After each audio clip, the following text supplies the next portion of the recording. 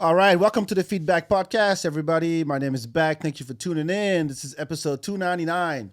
Yes! Woo! We're almost there. Pew, pew, pew, pew. Almost there after 10 fucking years. Anyway, a couple of announcements. Make sure you go to youtube.com/thefeedback. You can watch all the full episodes on there. The archives go really, really, really deep. Let's see who I had recently. Aaron Cheatham was in my house again. We talked about Skankfest and Vegas, how fucked up Vegas is. Who else did I have recently? Ashley Overton was in the building. We talked about cell phone etiquette, cell phone culture. That was hilarious. But yeah, go through the archives and go. Everybody I've had on the show, go see them live. All their Instagram are on in the show notes or in the description for the videos. So go check them out live. Now, second announcement: Record Play returns Sunday, November 5th at Pershing. We're back at Pershing for Sunday brunch. I love that venue. So it's Producers Edition. We're doing Hip Hop 50, all that good stuff. Happy birthday, hip hop, blah, blah, blah. Right? So, but all the shows that you see are, hey, let's bring out LL Cool J and Dougie Fresh and Rakim is here. Busta Rhymes here. Like, all right, that's cool. But you wouldn't have those guys without the producers, right? Without Marley Marl, DJ Premier, Kanye, good Kanye. DJ Quick, the Dr. Dre. So we're going to celebrate all the producers, even new ones, Metro Boomin, whatever his name is, Hit Boy, all those guys. So yeah, so you go to recordplay.live/producers to get your tickets. There's VIP tables left. There's some couches for 4 people left. We got some dope prizes as well this time. We got a Bombade Vodka is donating a bottle. We got tickets to East Austin Comedy. We got some more stuff in the. Don't worry, just show up. Just buy your tickets, show up. It's hosted by myself and Rudy Divino will be back, and DJ K. Cali, of course, our queen, will be on the turntables. So again, recordplay.live/producers. Get your tickets. It'll be dope. So don't sleep on it. So I'm really excited about this episode. Me too. Great. So look, this is going to be one of those episodes where I learned a whole lot because I have somebody that's really smart, that studied her shit, that knows her shit, and I'm going to be taking notes, mental notes, of course. I ain't writing shit live. I'm not doing that. I got Allison. I'm going to fuck this up again. I swear to God. And you know what I hate about this? You say it. Allison Wojtowecz. Wojtowecz. We both have fucked up last names, so I should be... I don't even know your last name. We talked about this, didn't we? I don't know. Maybe we've talked about it, but I mean, it's not on the internet anywhere. No, so I know better. It. I know better. I have a joke about it. It's. You're the only person in my phone that only has a first name. I'm you need to put your last name into my phone later. How many backs do you know? Okay, but still, it bothers me. That's all you need. It bothers me. Until you know my last name, though. Yeah, but until you meet another back, I'm okay just being a Bono or Madonna in your phone. I'm good with that. One name Prince, like one name I'm going to make people. a fake last name for you. Fuck. Some shit like that. Yeah, something super racist. Oh, my God. For no reason. With the N-word, so you know exactly who I am, too. This is black nigga friend. I said it. It's okay. It's okay. No, I just put N *** as your last name and be like, I didn't type it. I will write it down and you try to pronounce it because this is my favorite game to play. And you get 3 tries. Okay. Zoumanigiui. I have a joke about it, but go ahead. Zamanagi. That's pretty good. First, yes, it's Zoo, not Zo. But that's it. Say it again. Zumanigi. Yeah, you can put the emphasis wherever you want. Okay. I don't care. Zumanigi. Interesting. Doesn't matter. Yeah, so. It's like close to phonetic. I don't know. I feel like it's got a lot of letters in it. Look, you know, just like I do, that people see invisible letters when they see a combination that they've never seen before. Yeah. There's a J. There's a T after the J in your name, right? Yes. Exactly. Like that's not something it shouldn't be there. Yeah. Exactly. I have GUI. Yeah. And people still say, like, I've heard, like put an O in it somewhere. gooey or gooey. Gooey. I've heard gooey is close. Yeah. But if I say it's not gooey, Right. it's not Jewy. Right. Fuck, I've heard Jewy before. I'm like, Those are the man. GIF people. GIF versus GIF. No, like he said, you call me Jewy? Yo, Zuma Jewy. You know, no, that's almost insulting. But I get it. But I'm always interested in how people pronounce last. Yeah. You should play the game. It's awesome. If you don't already, when you close your tab at a restaurant. Oh, I or at a always see bar. what people think. Or sometimes my dad's like such a troll. This is such a dad joke. If like anytime he pays for something and someone's like, "Oh, that's such an interesting name. How do you say it?" He goes, "Steve," because that's his first name. Oh, nice. I'm like, now you know why I go by Steve or why I go by Back. It's like, you don't want to try it. I give people aneurysm. It's nasty. Yeah. It's not a good look. It's not a good look. But I wanted, so you've done a lot. I've done a lot of stuff. That's kind of stupid to say. No, I mean, you studied a lot of things, and we're going to talk about nutrition and all that stuff. Right. But and fitness, health, like that's your One of the things one I'm of the into. 25 things that you do, because you do like digital marketing. Yeah, like And- all the stuff's kind of combined. I do copywriting, but it's usually copywriting and social media stuffs, but it's like all for health and fitness or comedy brands. So what was your health and fitness journey to where like you studied it and now you're not all about it, but you're part of about it? Well, I mean, I was in the health and fitness world before I started comedy. And yeah, so I mean, I just grew up, I did gymnastics, volleyball, things like that. Got to high school, decided to quit sports because I wanted to do acting. But my dad like made me continue working out with him since I quit sports, which was good. Like, that's good for you. I think you should do that. What branch of acting? Stage acting. Just stage? Okay. Yeah. I was like such a theater nerd. I love Shakespeare. I was like president of the Thespians. Oh, yeah, of course like, you were, Alli. Yeah. Like I was in it, and then got to college. I was majoring in acting at UT, and I was kind of already toying with the idea of adding a second major. And I was already interested in fitness and nutrition at that point, but I was also like literally in the middle of an eating disorder throughout all of that. Oh, like shit. it was like I was interested in the actual science and health behind it, but I was not like I was using my knowledge of how calories and macros and things worked to like starve myself basically and like not like have it look as bad as normal or so. It was like it was not good. And so Wait, so you were researching all of that yeah. and that made you feel worse?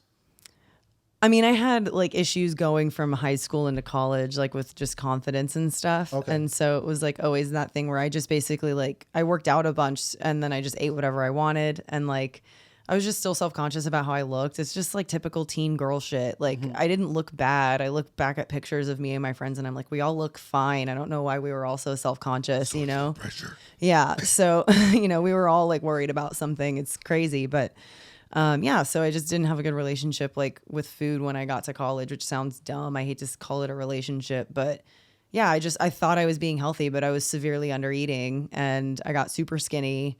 And then throughout college that like reversed into a binge eating issue. So by the time I got out of college, I was like, I did end up adding a kinesiology degree also. So like I'm going, why not? I'm like going through all these eating disorder things, but I'm also genuinely interested in the science and like trying, like I knew I was not behaving properly. So I was like, what's going on, And so I added a kinesiology degree. So I got both of those from UT, graduated, got my personal trainer cert, got a couple nutrition certifications. And by that point, I actually had like figured out how to be healthy. And you really like changed your life around? Was it like a lifestyle choice? You're like, okay, I'm gonna Yeah, work out like- 3 times a week. I'm gonna eat right. Yeah, Kale's basically the like thing. for a couple of years, like basically freshman to junior year in college, it was like I knew I was not behaving properly. I wanted to be like healthy and fit and feel good and have energy and like all those things. And I had acne, like I had so much stuff, and but I knew that like my relationship with food was not good because I would binge or whatever sometimes, and no one really knew that was happening. So like one time my junior year, I had a really bad binge, and it's so weird to describe because you like kind of black out when it's happening almost. It's literally like I feel bad things and I want to cover it. It's very weird. Where you were binging. Like food, like you just binge eat. And like a day thing? like it wasn't like daily, but like sometimes you just have a freak out and you just start doing it. It's like a very weird emotional thing. So like that was like the disordered pattern I had at that point. And one day I had like a bad one, meaning I just ate a lot and didn't realize how much I ate. And so I was like feeling sick, and like it like really hurts if you do that, because you just don't even realize how much you're eating. And so I like had to get sick. So that was the first time I like made myself puke, and I was like, oh no, this isn't good, right? And yeah, I think so. Your body goes, yeah, and it was bad because like I got sick, and then I like stood up from the toilet, and I like looked in the mirror, and my eyes were super puffy, right? And I was like, oh gosh, doesn't look good. But I was like, it was so weird. I was tired, so I went and I passed out, and I took a nap for like an hour. And when I woke back up and went to the bathroom to go pee, I like looked myself in the mirror, and the puffiness was gone, but all of the capillaries in the bottom of both my eyes were popped. So like the pressure of me getting sick had like burst the blood vessels in my eyes. And so like the whites of my eyes were just red. Like I looked like I'd been severely beaten. And I was like, okay, this is not good. And so I called my mom and was like, let me tell you what's been going on. And please, like, don't judge me. Like, can I just call you when I'm feeling like like I'm about to freak out? And she was like, yeah. And that pretty much ended it. Like after that, it was like, okay, you have to deal with your emotions in some other way, or else you have to call your mom. And that was pretty much like the incentive to stop doing that. And then I actually started like learning about gut health and hormones, and like how all those things are tied together. And if your gut health is fucked, which mine was from all of the crazy eating patterns I had, like it severely affects your mental health. It causes depression, anxiety. You can't sleep. Your energy's screwed. Yeah, so I want to ask you, so is it the mental health causing the eating part, or vice versa? It can be either way. Oh. So that's what's like interesting about it. And like so much research is being done on it right now, because like about 80% of certain brain neurotransmitters are made in the gut, and they're only properly made if you have like a healthy gut microbiome. So like good bacteria outweighs the bad bacteria. And the way that bad bacteria overgrows is if you're eating a lot of sugar, you're simply not eating enough. You're not getting enough nutrients in general, exposure from various sources externally. And if you're not like actively eating healthy foods and like trying to minimize your sugar, probably taking a probiotic to balance out all the bad shit that you're constantly exposed to, you probably have a fucked up gut. So it's like, was my gut messed up and that made me sad and then I started binging, or were you already sad? Was I sad and then because you can be sad and that messes up your gut too. Like if you're constantly stressed or upset or something, that's like, it's basically like putting your stress hormones on high alert, which is suppressing the happy hormones made in your gut. It causes all this inflammation that kills your good gut bacteria, and then it's a cycle that way too. So it's like, wow. Yeah. I told you I was going to learn some shit today. What's interesting to me, because to be honest with you, I'm not a health nut. Yeah. I just know balance. And it works for me. Correct. And I was lucky because growing up in France, first of all, the food is freaking so good. Nice. Yeah. And to know it's not, of course, there's processed shit like in every modern country. Right. But at least you would get stuff from we had a farmer's market, we'd go to get our stuff. Right. And, and in Africa, same thing. Like there's no, everything you make is like, there's a neighbor who has a goat. Cool, we're having goat for dinner. It's really like that. So you know where it's coming from, and it might not be cooked in the most sanitary way, but it's not like everybody's it's fresh. Nobody's. I don't say nobody, but you're not getting food poisoning or any of that stuff. So it was weird for me when I moved here, and I'd never, not that it doesn't exist in France, but just the number of like the gyms. Yeah. Or, hey, there's a new diet, and everybody's doing the carnivore, everybody's doing keto, and then there's other thing, and I'm like, what happened to just eating? Yeah. Like, but that's where the mental health part is not something that was much talked about back then. Whether it was in France or in Africa, if you have health problems, they say, oh, dude's crazy, don't fuck with him. Right. It's really like that. Like, shut up, take a nap. It's really like that. We don't know what it is. We can do some voodoo shit, but it's not gonna work. We'll pray to death, and then maybe whatever. So coming here and, not discovering, but like seeing all the attention that was put on health and eating, and you look at the commercials, the billboards, the ways it's marketed. And yet our obesity rates continue to go up. Exactly. It's like if back then everybody knew, Americans are fat. Like 1/3. I saw a statistic that said that if the obesity and overweight rates continue where they currently are, by like 30 years from now, 95% of the country will be overweight or obese. And they'll change the definition just to fit to bring it down. They'll try to, right? Yeah. I mean, it's already over 75% is overweight or obese. And that's based on like body fat percentage, not BMI. Oh, okay. Yeah, that makes sense. Yeah. Yeah. and it's actually happening all over, like in modern countries too. Yeah, any westernized. Yes, because they're like, you don't have time to. I mean, look, the guys invented the drive-through. Yeah. Right. We don't want to walk to. I ain't got time to walk food. out. I don't want to sit down. I'm gonna be driving and eating. And like, it's just that alone. Dude, one of the most unhinged Instagram comments I've ever gotten, I got the other day on a video where I literally was talking about how I got stopped at an airport for having a bullet shell in my backpack because I had gone hunting the weekend before and I shot a deer. And I just threw the empty bullet shell in my backpack so I would make sure not to leave it in the woods. Thought I cleared it out. I hadn't. It got flagged, whatever. But like, I just casually mentioned the reason I have this bullet shell is because I went hunting. Someone in the comments goes, "You have so many McDonald's in America and you still chose to shoot a deer." Was that a joke? No, she literally went on to argue with me about why I don't go buy my food rather than hunt it. And I was like, this is why veganism is a disease. First of all, oh my God, like, this bitch. But I was like, is that the logic now? Is like, I should be eating fast food because I have access to it. And it's so crazy to me to act underprivileged by hunting. Is that where you're coming from? I literally could not. I think that's what it was. Do you know where she was from? I couldn't tell. Her account was private. Oh, I'll give you a website. You can track it down. You can see exactly where she's probably fat I'm too. so annoyed that I was so upset by this comment because like I usually just ignore random comments like that. But I was like, that is the craziest logic I think I've ever read on the internet.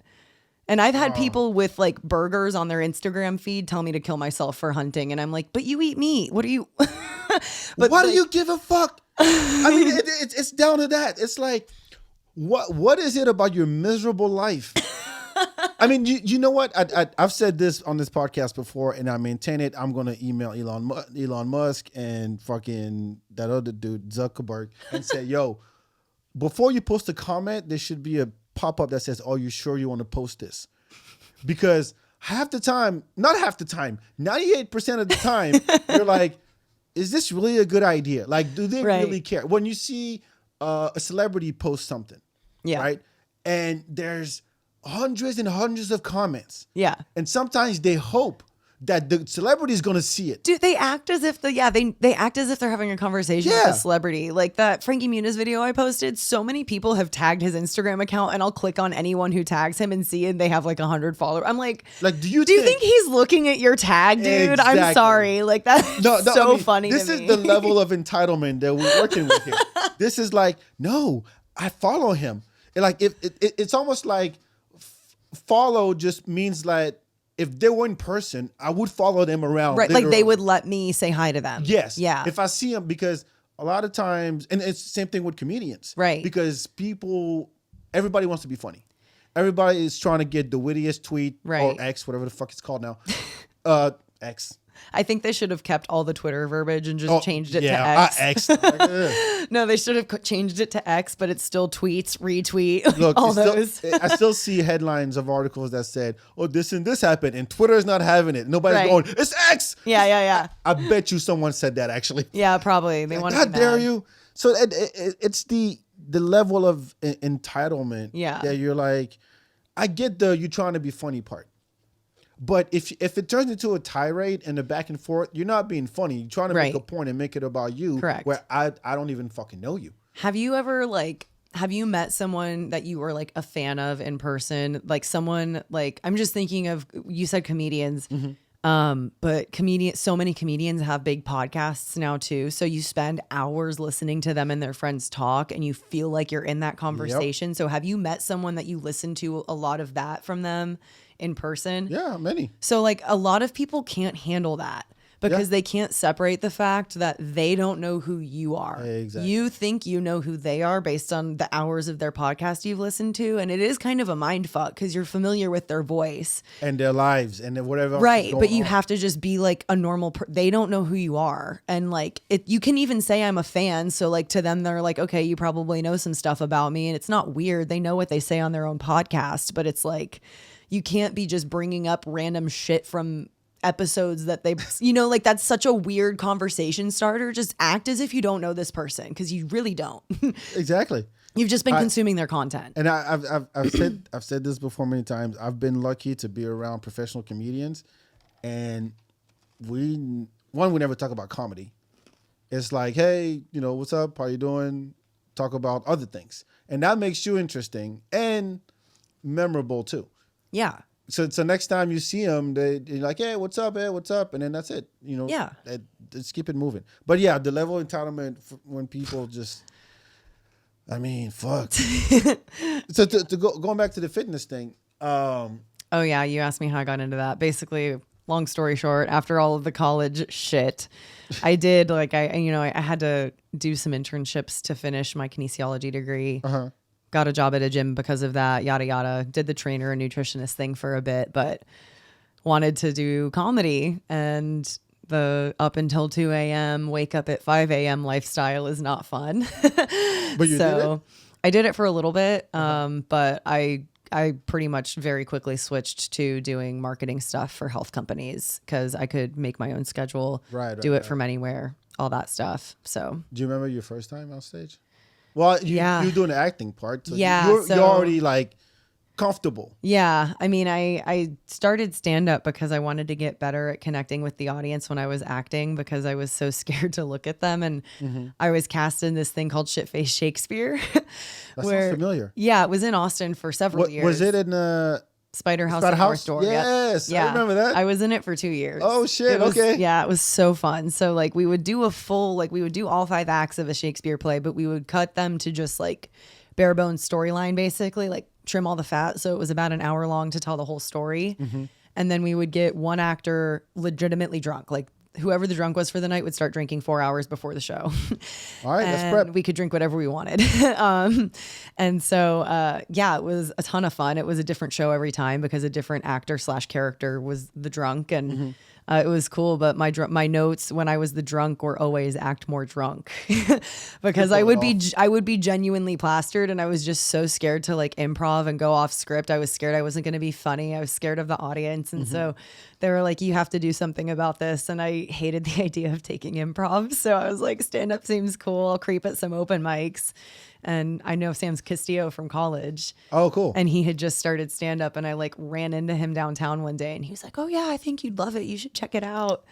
So I tried it at Kick Butt like a couple weeks later. That was my first time too. Yeah, Kick Butt. And Ashley was hosting too. Dude, Ashley and Derek were hosting together when I tried. I went like second to last, if not last. And actually I had done it at Cap City in 2012. Oh. With John Stringer. Oh my God. Yes. So we started that day together. And then I had a job. That's really what it came down to. And I was doing cruises and shit. Yeah. Shout out to John, shout out to Ashley and Sam. Sam will be on. I told him I need to. Yeah, he's awesome. Sam. I love him. Fuck yeah. All right, so let's get into the topic. I mean, we have a health specialist, expert, knowledgeable, all that stuff. And me, I don't know shit. I just eat. Yeah, but you probably eat better than most people. Yeah, but so in America at least. Let's get the topic is food guilty pleasures. We want to talk about guilty pleasures. Yes, but I want to add an asterisk to this because if you have any science knowledge, not bullshit, but actual shit that you want to drop, because I'm curious because of my background. Like I was saying, we ate pretty healthy and fresh. Right. Even the cafeteria, we had chefs. Yeah, actual real food, not just like heating it up in the microwave. It was appetizer, entree, dessert. That's and awesome. cheese. It's France. Come on, now. Cheese is its own plate. Oh yes, oh yes, oh yeah. So and we had vegetables. Everything Yeah. was pretty balanced. Right. And we did the same thing at home, just with African food. Right. And so I don't have a lot of guilty pleasures, but some will get me. Some will get me. So you want to go first, or I go first? We should go back and forth. You want to? Yeah, but- yeah. You go first. Okay. It's not, well, maybe it qualifies as a guilty pleasure because I found out that it was bad for rice, white rice. We were talking about this at the Creek in Yes, the Cave. This and is going to turn into a whole side quest. No. That's okay. We have time. I want to know, and I asked you this then, I think. Yes. Asian people, African people, like Indians, anybody but yeah. white people, really, Yeah. eats rice. Yes. And they're relatively and healthy. Right. You would think. Right. And then I come here and people go, no, fuck the white rice. You gotta get that brown shit. Right. It would taste like nothing. Right. So first of all, what is the original? What is the grain? Do you know? I which one think it they're is? different types of rice. I don't think it's like white rice is de-shelled brown rice. Oh, Like I think it's just different types of rice. but you can like, I'm gonna sound stupid. I should know this because like you can plant whatever Right. white rice. Well, because there's even different types of white rice, right? There's sushi rice, there's basmati rice, which is Indian rice, Jasmine rice. jasmine rice. Yeah, So it's like saffron I rice. think it's literally certain, like brown rice is a type of rice, and it does have a slightly different nutritional profile. The white rice isn't healthy thing came in when people were super obsessed with glycemic index. Whoa, hold on. Yeah. Let me use them fancy words around here. Glycemic index. Go ahead. It's how much a food spikes your blood sugar after you eat it. So the coma. So the more it spikes your blood sugar after you eat it, the higher glycemic it is and the less healthy they consider it to be. But this is really like mostly relevant for people that are pre-diabetic and diabetic Well, that like really black have folks. to worry I mean- about. Yeah. I mean, yeah, like really anyone should be paying attention to their blood sugar. But yeah, so white rice does spike your blood sugar more than brown rice does. And brown rice does have, I think, slightly more like B vitamins or something, or maybe folate, like a couple little micronutrients in there. But white rice, I do prefer white rice also. It tends to sit better in people's stomachs, which you were telling me brown rice doesn't sit well with you. It makes you feel No, I just bad. don't like the taste You don't of it. like it. Okay. I thought you said it doesn't also have a made you feel taste. bad. It doesn't Okay. have a. To me, it doesn't have like. It's like kale. It has no taste. It's weird. I think you're the first person to say kale doesn't taste like anything. Most people hate the taste of kale. It has no taste to me. And whatever you put on kale is what I'm tasting. Well, okay, but what part of Africa are you from? West. West Africa. Yeah, Okay. Senegal. Do you guys make like super bitter greens? Like, wait, how do you make like your green vegetables, like your leafy greens? What kind of like veggies is that? Or do you have a plate for that? Even cabbage or something like that? Yeah, we do cabbage. So you have cabbage. Do you have like any dark leafy green that you make? Spinach? Yeah. Do you make Yes, spinach? we have a sauce. My favorite Because sauce I feel is like any spinach sauce. African, I haven't eaten like West African food as much. I've been to South Africa and I've had Ethiopian food. And like, I feel like when I was there, they played a lot more on the bitter flavors. So is like the spinach that you guys make pretty bitter? By itself? Like, no, just however you prepare it. Like, is there a typical Oh. dish? Yeah. Yeah. Boroche. Yeah. But the thing is, it's cooked with peanut butter sauce, Okay. peanut butter, meat, palm oil. I should know this. It's my favorite dish. My mom's coming in a But couple like, weeks. would you I'll learn. describe the flavor as bitter or would you describe it as like savory? Savory. Okay. It's definitely I was savory. just curious because I've definitely tried, like, there's some weird, I don't know what veggie there, it literally looks like collard greens or something, that dish, like Ethiopian dish, and it's super bitter.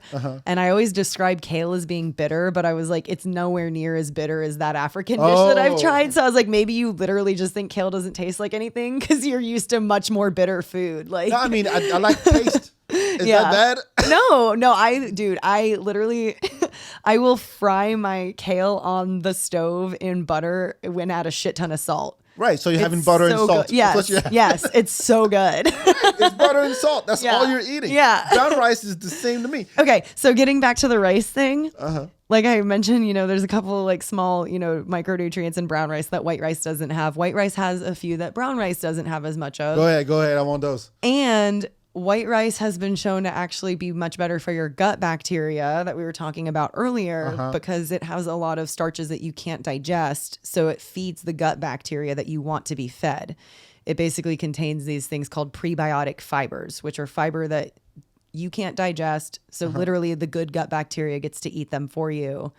And it keeps them healthy. It keeps your gut in balance. It keeps your digestion good, which can help your sleep, your mood, all that stuff. There we go. Yeah. White rice all day. I'm honest, like a lot of personal trainers will fight me on this because most of them are pro brown rice, but I always order white rice. I've gotten looks. And if something comes with brown rice, I ask if they have white rice. Like you go to, I was at Freebird. No, Freebird doesn't have brown rice. But like Chipotle. Chipotle, yeah. Yeah, They Chipotle. always assume you want brown rice. Yeah. Yeah. Even if you walk in and you look relatively... If you look like healthy. if I walk in there in workout clothes, they're like, exactly. yeah, you she want got a salad. ponytail and you have the pants on. She want brown rice. You're like, nah, bitch. Yeah. Put that white. Double scoop of white, no leaves. Yes, Let's thank go. you. Come on. Double meat too. I mean, it's not a... And it because it's so international, but here... Yeah. Yeah. Like you said, from sushi, Mexican rice, if Chinese rice. If you want to define like who's making good food choices in the world, look at Americans and then look everywhere else. Pretty much. If you want a summary of how America's food system is. But it's mostly because, one, you're not feeding 2 people, you're feeding an army. You're feeding like 20, 25 people. So like cooking a big, pot of rice makes sense. Yeah. Whether you're Chinese, you're, from bigger families, sure. Exactly. But like, because I mean, in Senegal, it's like it's pretty much every dish has rice in different sauce. Right. So it could be basmati rice. Yeah. It could be not basmati. Yeah, we do basmati. We do jasmine. We do the broken rice. Oh yeah, like small rice. Yes. Yeah. I forgot what it's called, but I know what you're talking about. I'm just, in French it's called ricassé. But anyway, but yeah, different sauce, and the sauce brings in the flavor and all that. But I got a rice cooker. How do you like it? Oh fuck! You don't understand. Life changing. No, yo, because I see how they do it back home. Like they cook it just like you with the water and all that. I'm like, I never know how much water to put in. Right. And then I remember when my mom bought one, and because she used to make it like we did in Africa, even back in France. Right. She discovered the rice cooker, and it's like, look, yo. And here's the thing: when you make rice in a rice cooker, salt and bay leaves. Ooh. Fuck yeah. That sounds good. Because that's how we cook it in Senegal. It's perfumed rice. So you add the bay leaves, and I do the same thing in the rice cooker. 6 pots, and I'm good. That's awesome. And I would mix it with I'll do that, and I'll mix it with whatever sauce with peas. Yeah. You can make a cilantro rice the same way, even if your rice actually when your rice has the bay leaves, it actually makes the cilantro rice even better. That makes sense. I found out. Just trial and error, but I always put bay leaves in my rice. Anyway, rice is my guilt, and I'm proud of it. Yeah, that's a really tame guilty pleasure. I was gonna go hard in the paint. Oh no, I got more. I got more. Let's go. You can go hard right now. Go ahead. Let's see. Okay, so I'll give one. Okay, I told you I kind of had 2 categories for this because I have a disclaimer. I'm allergic to gluten. Boo. No. Which is lame. So I have a lot of guilty pleasures that I don't get to enjoy very often. I am so sorry. But I've found literally a supplement that like helps me digest gluten. So sometimes I can take it and get away with eating like not a huge amount. So I'll give this soft serve ice cream down the street from my grandma's house. My guilty pleasure number 1, if we can ice show cream this with to the camera. I was about to say confetti. What how you call it? Rainbow sprinkles. So it's ice cream. I get it on a waffle cone sometimes too. So it's like a giant soft serve swirl ice cream, half vanilla, half chocolate, rolled in rainbow sprinkles. It's covered on a cone.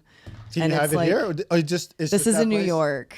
This is in upstate New York by my grandma's house. But if you can't find it anywhere else? They don't have soft serve ice cream in Texas, and Mike Eaton's going to get mad at me for saying that, but I have not found legit like soft serve ice cream that is not custard or yogurt in the South. Really? It's like very much a northern thing. I mean, I was about to name drop Amy and the other guys, but Amy, yeah. Someone told me that Brahms has it in Texas, but we don't have Brahms in the Austin area. I need to go like to Temple or something. Wait, so this is a guilty pleasure because it takes you back? Oh my God, it's just so good. Yeah, and it also like tastes like my childhood. How old were you when you first had it? I don't even remember. Yeah, I've been having them as long as I've been going to visit my grandma.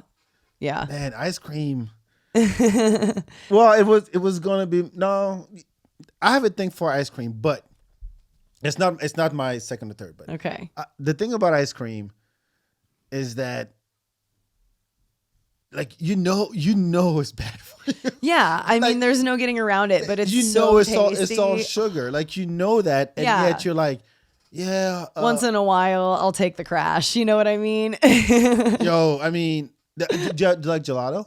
I love gelato. Love gelato. Shit, man. Yeah, no, ice cream is like top of the list for desserts for me. That's like, I don't eat the real stuff very often. That's why I was like, this one in particular is my guilty pleasure. But like, I literally had that once this year because I visited her once. You know? Oh, so you have that on top of it. Like you know you have something to look forward to once a year. Yeah, totally. And if I'm there for a long time, I'm going multiple times across the visit and I'll just figure it out.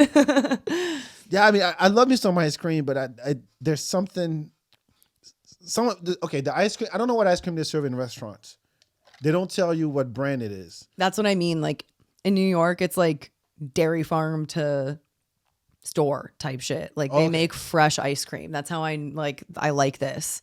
I'm gonna look it up. I don't know if Amy's is like that. What's the other one? Lick is the other. Lick is really good. Lick is actually like quality, like from local farmers. They have rotating flavors, all that stuff. I really like them. Yeah, my excuse for having ice cream is that my son loves it, and so we're walking around. He's like, "Daddy, I want some ice cream." I'm like, "Guess what, son? Let's do it. Let's do it. Me too. Let's do it." But you get a small bowl. Yeah. You get a small bowl, and then when they scoop it, I'll say, "Okay, stop." You know what's crazy? That picture I showed you was a small. What? The large, the ice cream is like there's like this much ice cream on the cone. If you order the cone is twice as big. It's not like the cone. The cone is like this. If you get a waffle cone, it's like this. But the small ice cream is about that tall, which is what I ordered, and the large can be like so small. It's here. The large can be anywhere from like here to here, depending on who. Holy shit! Gives it to you. Yeah, you're like literally like balancing ice cream on the cone. Wow. Yeah. Have you had the ice cream with alcohol in it? Have you tried that yet? I have tried some, not in a long time. No? It's okay. I'm not much of an alcohol person. I was curious. I never tried it myself, but like I don't like alcohol for the flavor. You know what I mean? Why do I want it in my ice cream? Hey, fusion, Alli. If it fucks me up, that's fun, I guess. But... that's the whole point. That you get in sugar and alcohol. Isn't that great? Yeah.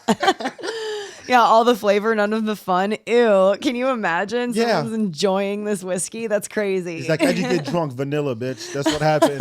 Vanilla Dude, got if it me was drunk. just ice cream flavored, like ice cream that fucked you up, that person's a genius. I want to see some drunk kids. I mean, I'm sure you could do that with weed. Like, it would be much easier to hide. No, it would be much easier to hide that. There's got to be. That's got to be something. There's got to be a store. Dude, I have an ice cream maker. What am I doing? I have to try that.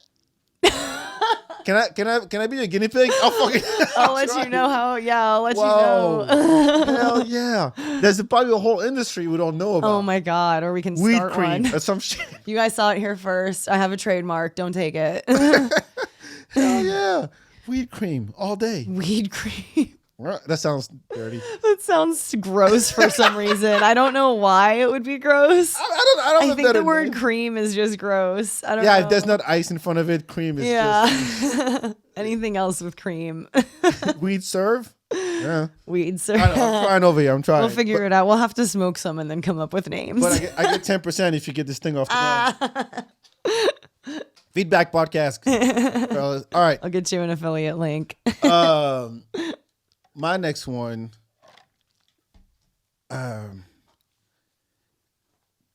it's burgers, really. Oh man, okay. Yes, but hold on. Okay. I have a bunch of asterisks to add to this. There's there's burgers and there's fast food burger. Right. And there's, oh man, this is a fucking burger. Right. Which is like a Hobdoddy. Right. Or El Camino. Right. One of those. Like, yeah, okay, these are the.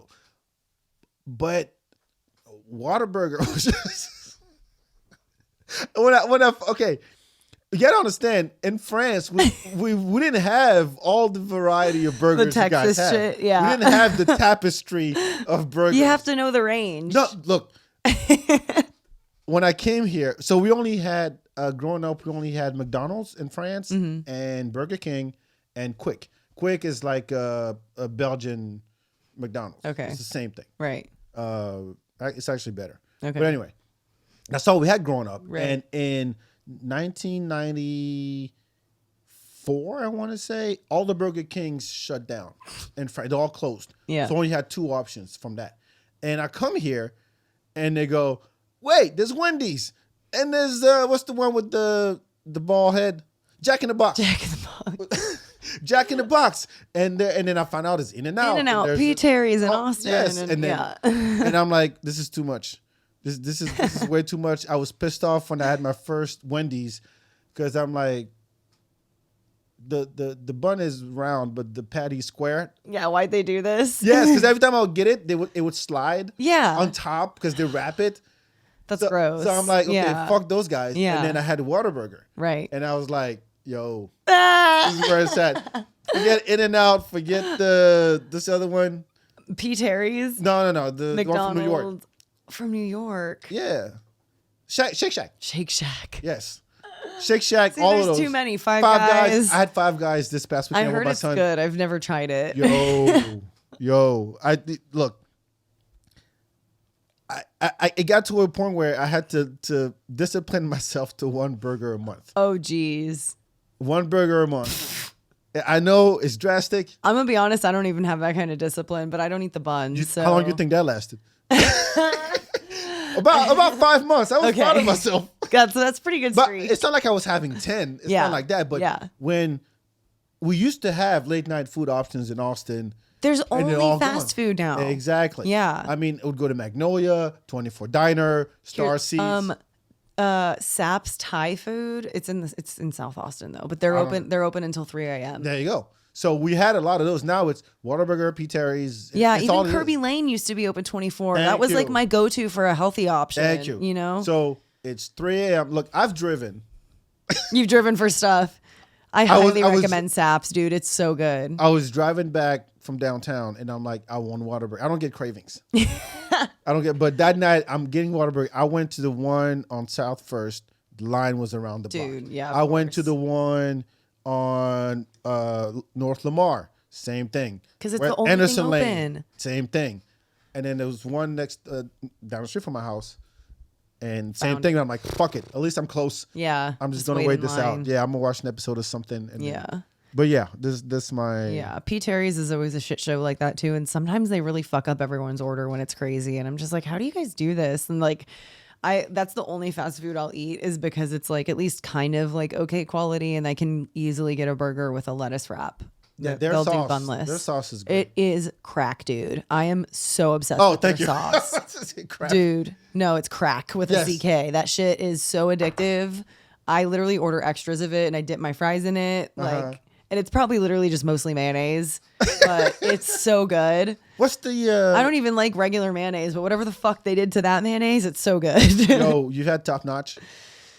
I don't think I have actually. Yo, if I have actually, I think I had it once a long time ago. I think they used to have one on campus at UT and I had it. It's still there, the one on Burner Road. They moved it to there, I think. It literally Yes. used to be like on campus. So you think that the P. Terry's mayonnaise, whatever, Thousand Island sauce they put on that thing, Whatever the fuck. whatever yeah. that is, whatever that cream is. Right. No, it's good cream. Alli, it's good cream. It is. Look, you said it yourself. It's fucking cream. No, but the Top Notch. Yeah. The one that Their put in shit's top, really good. Oh shit, Man, I have to go back. Dang it. I used to go to the brunch at the Trace at the W. Mm-hmm. Had a maybe they still have it, a brunch burger, and they put Is there an egg on it? Oh fuck me, Dude, I will literally go hard on a burger. I'm like throw all the regular veggie toppings, egg, bacon, cheese, avocado. I can't even eat that thing. It's dripping. Oh, it's so good. Like, it's so good. The way to know if a burger is good or not is you'll make more of a mess if you put it down. If you put it down. If it falls apart when you let go, that's a good burger. Yes. But I agree. You're like, thank God for two hands, because I have to hold the burger. If I put this shit down, I wouldn't know how to pick it back up. Correct. Because it's sliding off, and like I got a good grip. I got like this much of the bun that I'm putting with my fingers, and I'm doing the fries with my right hand. And so it's perfect. So the burger at Trace was like that. Yes. And it's one of those, and with the egg and I love those. I love that so much. Am I gonna have Whataburger today? Oh God, no. I'm doing this fasting shit. So I don't know why we picked this fucking topic. Shit. I don't know why we picked this topic. Did your feeding window end? Yes. Okay, that's why you ate at 5. That was my lunch, dinner. I used to do that too when I was doing strict fasting. I would end it early because it was easier for me to skip dinner than skip breakfast. Yeah. But I've caught myself like, what are you doing having a bowl of cereal with at 1 a.m.? Like, just because my gut health told me to. Yeah, we'll have to talk about what you're eating when you're eating. Maybe that can help fix your fasting time. All right, so burger is my second. Burger. Okay. What do I want to say for my next one? I'm like, okay. Well, I'll just keep going along with the shit that I ate in New York to visit my grandma. Also, New York pizza. I like specifically New York pizza. I will give you that. Yeah, that shit is so good. Even upstate New York pizza is still really good. Yeah. So what is it about New York? I think they just have a lot of Italians. And thank God for the Italians. Yeah, I think it's just, people are going to say it's the water because that's what they always claim for the bagels and stuff. It's the water and the dough and like all that stuff. But they just have a lot of Italians that know what they're doing. You know what I mean? So when you came, I mean, in Texas, so the thing about the New York pie, right, is like it's thin, right? Yeah, and even like the toppings on it are not, they don't like, it's shaved, right? Right. Yeah, a lot of the times it's shaved. Yeah. Yeah, that's one style for sure. Upstate, I would say they have a little more variety. Sometimes it can be thicker crust with like, it's always like definitely toppings heavy though, whether it's the shaved shit, like even if you get one of those New York City style, like thin crust, thin everything, it's still a lot of toppings on there. Right. So I feel like they really they like throwing the toppings on there. It's definitely not like heavy on the sauce unless you ask it to be, but the sauce is really good. And oftentimes, at least like visiting my grandma in upstate, like the pizzas, like if you order a whole pizza, it's a square actually. It's not a circle. Oh. So like when you cut it, you get like some middle pieces that are all cheese and toppings, which are like fucking awesome. Or if you're a person who likes the crust or whatever, like you get a corner piece and it's got like, like it's like fluffy crust. It's good crust. It's not gross and burnt cardboard like we get here. It's not Papa John's. Yeah, exactly. It's not the Domino's. Flavorless Papa John's. I mean, I was in New York about a month ago, and I had New York pizza maybe like 5 times. Yeah. And every time, and here's the thing, I'm not with the crazy toppings either. You can keep it simple and make it fucking delicious. Yeah. No, the one, the pizza joint that's right on the corner where the Comedy Cellar is. I haven't been over there. Oh, okay. But they don't go nuts with like too much stuff. Yeah. No, even the mixes. Right. Like it's not putting broccoli with goat cheese. Yeah, it's not disgusting. No, yeah, that's what they stick to the classics. You don't need to fancy up pizza. Right. The craziest thing they're gonna do is throw anchovies on there, and again, it's because they're Italian. Like that's kind of that's like a Mediterranean thing, but you don't have to order that. Okay. Do you like calzones? Yes, I love them. Is there a New York calzone? Because I never. I don't think so. I don't think there's like a specialty calzone. They don't. I haven't seen that a whole lot. Maybe they do have them up there. Desano has it, some kind of calzone, but it's not a. In France, we had like the pizza joints. I mean, we had the chains. We had Pizza Hut. Right. We didn't have the other ones. Right. We didn't have. But you had like actual joints. Yeah. Actual pizza. Right. And they when they do ham. Right. They're like, little small ass cubes, or they put Right. an egg on top and Right. it's thin. And I it's love that always like you see the oven kind of thing, and then the crust is just a little like blackish on the Right, top, right. and it crunches. Yes. That's It what I'm still talking about. tastes good. Yeah. Yes, like yeah, fresh off that the shit's oven. good. That's what I'm talking about. Yeah. Not this freaking bread they give you Yeah, this crazy at stuff. Domino's. I will say, as far as like pizza places in Austin, I love Via 313, which is Detroit style pizza. Yes, I actually used to train one of the owners. He's like the nicest guy ever, and like 10 out of 10. Like, he's still so sweet. I get to go to the openings of the new ones sometimes. It's so good. That's my favorite one. I love that stuff. I always tell people, go to Via 313. Yeah. Forget everything else. I had the onion at the time. The onion was good. Mm-hmm. And then the one on South Congress, slice something.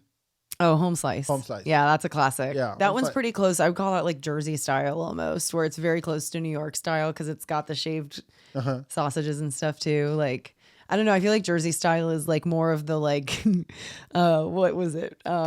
Is it like Goofy movie? Who was it? Like they were someone's picking up the pizza, like the different cartoons they pick up the pizza. Like I feel like that's almost home slice. Like it's greasy, it's cheesy and stringy. Like it's the so oil good. just Yeah, the drips oil. down. Yeah, you can pat it down and still just be eating a ton of oil. Yeah. Well, people who do that should be. Cat, by the way. Yeah, eat your fucking pizza, dude. Yes. Take the cholesterol like a man. Do you do so? I showed this trick to my son the other day because he was trying. We went to Tony C. Oh yeah. Tony C's Pizza, which is it's all right. I haven't had it. I've seen it though. Nothing fancy, Yeah. but I think it's okay. Yeah. It's better than the chain ones. Right. But it's one of those cheese ones where the cheese just freaking like Slid off. Yes, and I'm like, you're gonna be pissed if that thing falls off. So here's the thing, you do the folding thing. Yeah. The folding thing. Yeah. And he was so happy. He was like, I'm having twice the pizza in one Yeah. bite. Yeah, seriously. Because the two-hand thing doesn't work. Dude, okay, so like my mom, it's very New Yorker of you, by the way, to do that. Because they Oh, cut it this, is? like if they get the triangle pizza, you almost have to eat it like that, because you buy Sandwich it by the style. slice. Yeah. Yeah. I knew someone that would fold it hamburger style. Do you know what I mean? Rather than like this way down the the long middle, they would fold it like tip to crust. And it was the most fucked up thing. Yo, if I see that ever, I want to walk I was like, over. are you trying to piss me off?